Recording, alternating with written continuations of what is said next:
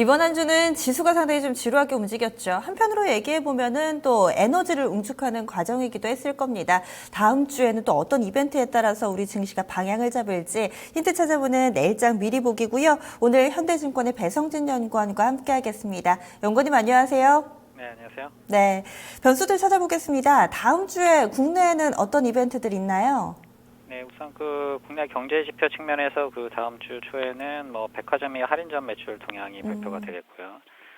3월 1일에는 2월 수출입 동향이 좀 발표가 되겠는데요.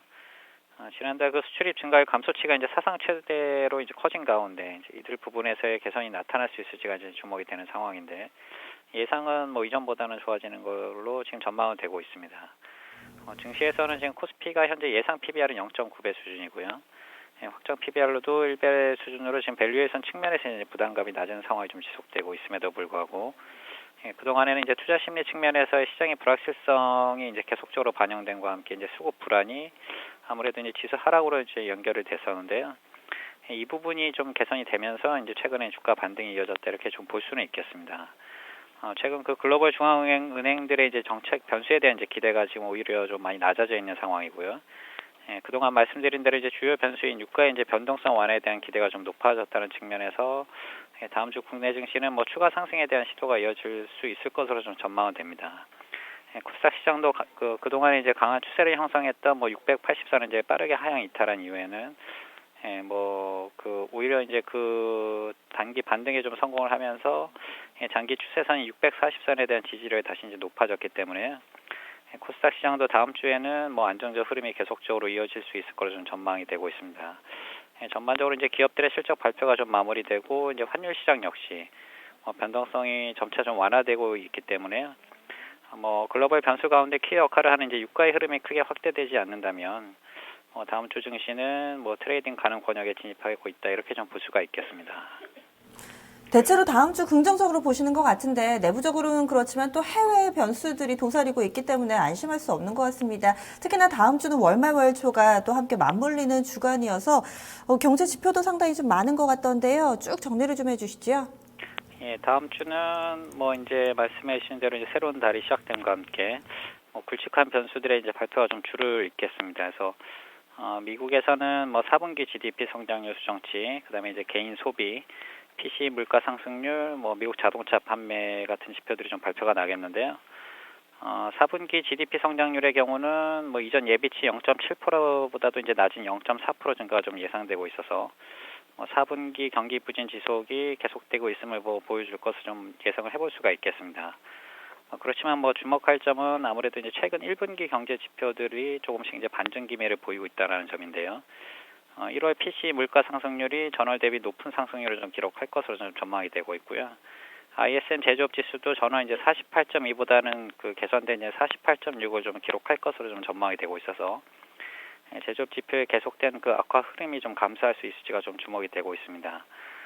그 밖에 최근 개선 흐름이 좀 지속되고 있는 자동차 판매 동향 역시 좀 주목되고 있는 상황이라 좀 볼 수가 있겠고요. 유로존에서는 소비자 물가 상승률이라든가 이제 제조 PMI, 그다음에 이제 실업률, 이제 소매 판매 지표 등이 좀 발표가 되겠는데요.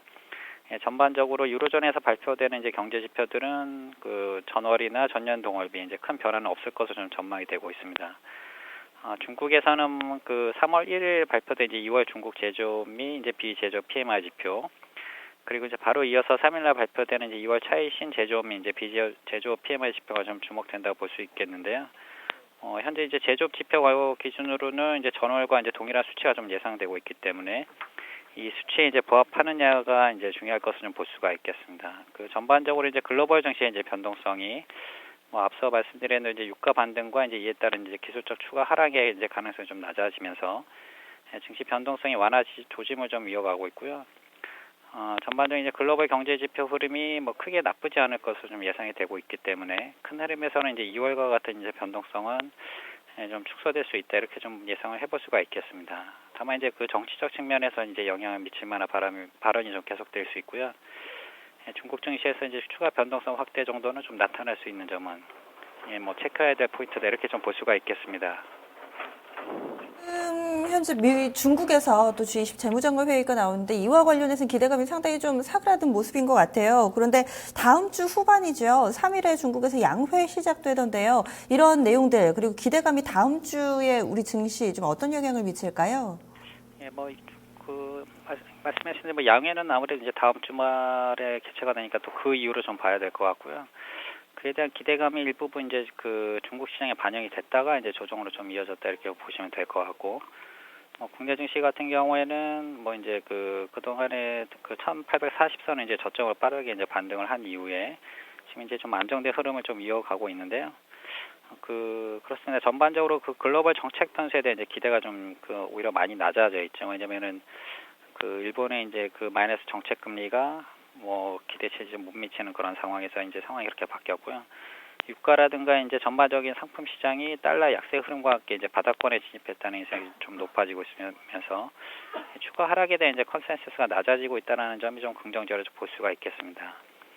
특히 유가의 경우는 아직 전반적으로 이제 감산에 대한 합의에는 좀 이르지는 못했지만 동결에 대한 합의만으로도 추가 하락 우려가 좀 제한적일 수 있다라는 점과 미국을 중심으로 이제 소비 수요가 견고하다라는 점, 그리고 이제 미국 셰일 업계 리그수가 최근에 이제 급감하면서 이제 생산 감소로 이어지고 있다라는 점 등을 좀 감안을 하면 증시 변동성의 이제 키포인트였던 유가 변동성 완화가 좀 이어질 것으로 예상이 되고요.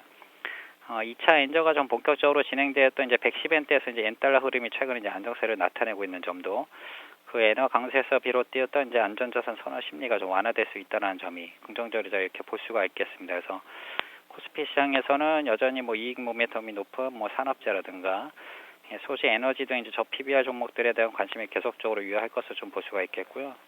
위험 선호 현상이 좀 제거가 된다면 그동안 낙폭이 심했던 일부 고포주들이라든가 제약 및 바이오 기업들에 대한 투자도 가능하다 이렇게 좀 볼 수가 있겠습니다. 네, 알겠습니다. 오늘 말씀 고맙습니다. 네, 감사합니다.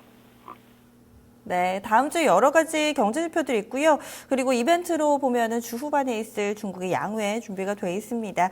하지만 전반적으로 우리 증시에는 다소 기대 요인이 우려 요인보다 더 크다는 점 이 시간에 좀 함께 살펴볼 수 있었네요. 집중 골든타임 1부였고요. 잠시 후 2부에서 뵙겠습니다.